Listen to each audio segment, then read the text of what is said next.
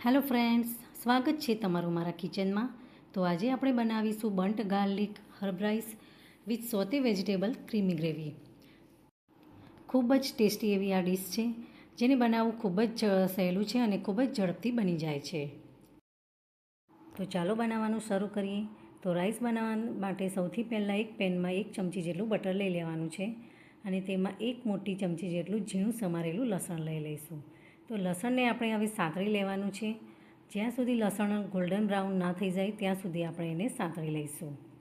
તો તમે જોઈ શકો છો કે લસણનો કલર ચેન્જ થઈ ગયો છે અને ગોલ્ડન બ્રાઉન થઈ ગયું છે। તો હવે એમાં એડ કરી દઈશું ઓરેગાનો અને ચીલી ફ્લેક્સ।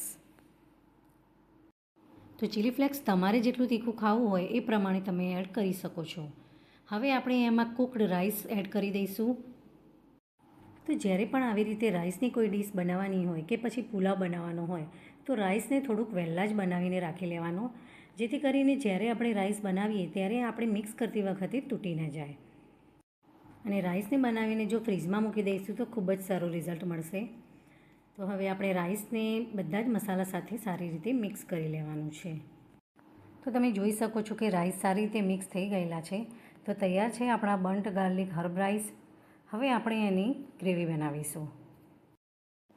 તો ગ્રેવી બનાવવા માટે મેં અહીંયા સ્વીટ કોર્ન લીધા છે, જેને મેં બોઇલ કરીને લીધા છે। 150 ગ્રામ જેટલું પનીર લીધું છે। યલો અને રેડ કેપ્સિકમ લીધા છે। તમારી પાસે અગર બ્રોકલી હોય તો તમે એ પણ એડ કરી શકો છો। હવે એ જ પેનમાં આપણે 1 ચમચી જેટલું બટર લઈ લઈશું અને 1 ટેબલસ્પૂન જેટલું ઝીણું સમારેલું લસણ એડ કરી દઈશું। લસણને થોડીક વાર માટે સાંતળી લેવાનું છે।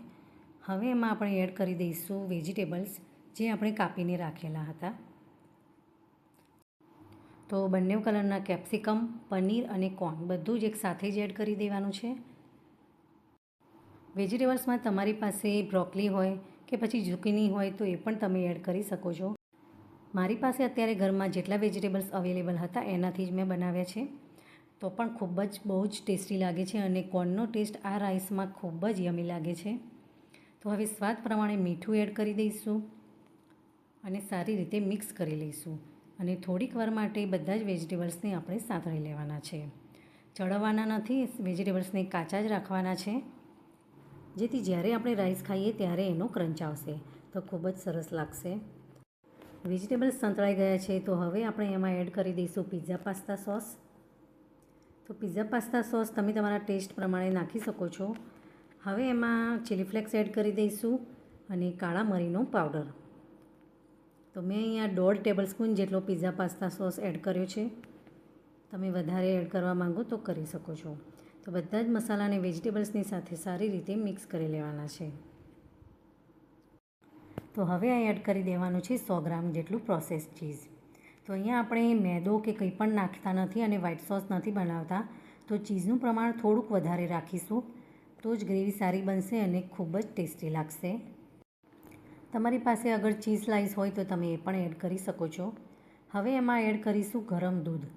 તો લગભગ મેં અહીંયા 2 કપ જેટલું દૂધ એડ કર્યું છે અને દૂધને ગરમ કરીને એડ કરીશું તો કુકિંગ પ્રોસેસ ઝડપી બનશે અને ચીઝ પણ ઝડપથી મેલ્ટ થઈ જશે અને આપણી ગ્રેવી ઝડપી રેડી થઈ જશે। તો બધું જ સારી રીતે મિક્સ કરી લઈશું અને જ્યાં સુધી ચીઝ મેલ્ટ ન થાય ત્યાં સુધી આપણે એને ચડવી લેવાનું છે। તો ફ્રેન્ડ્સ, તમને આજની રેસીપી કેવી લાગી તે મને કમેન્ટ કરીને જરૂરથી જણાવજો અને વિડીયો અગર પસંદ આવ્યો હોય તો વિડીયોને લાઇક કરીને શેર કરજો અને મારી ચેનલને સબસ્ક્રાઈબ કરી લેજો। તો તમે જોઈ શકો છો કે ચીઝ બધું મેલ્ટ થઈ ગયું છે। હવે આપણે થોડીક વાર માટે એને ઉકાળી લેવાનું છે। તો તૈયાર છે આપણી ક્રીમી ગ્રેવી। તો આવી રીતે ગરમીની સિઝનમાં જો કિચનમાં વધારે ટાઈમ સુધી આપણને જવાનું મન ન હોય તો આવી રીતે આ રાઈસ બનાવી શકો છો। તો રાઈસને પહેલેથી જ ચડવીને મૂકી દીધેલા હોય તો આ ડીશ બનાવતા બિલકુલ બી ટાઈમ નથી લાગતો, ખૂબ જ ઝડપથી બનીને તૈયાર થઈ જાય છે અને ખૂબ જ ટેસ્ટી પણ લાગે છે। નાના મોટા બધાને જ ભાવશે। તો ફ્રેન્ડ્સ, તમે પણ આ રેસીપી ટ્રાય કરજો અને તમારી કેવી બને છે તે મને કમેન્ટ કરીને જરૂરથી જણાવજો। તમે અગર આ વિડીયો ફેસબુક પરથી જોઈ રહ્યા હોય તો મારા પેજને ફોલો કરી લેજો। તો ફરીથી મળીશું આવી જ કોઈ અવનવી રેસીપી સાથે। ત્યાં સુધી બાય બાય, ટેક કેર।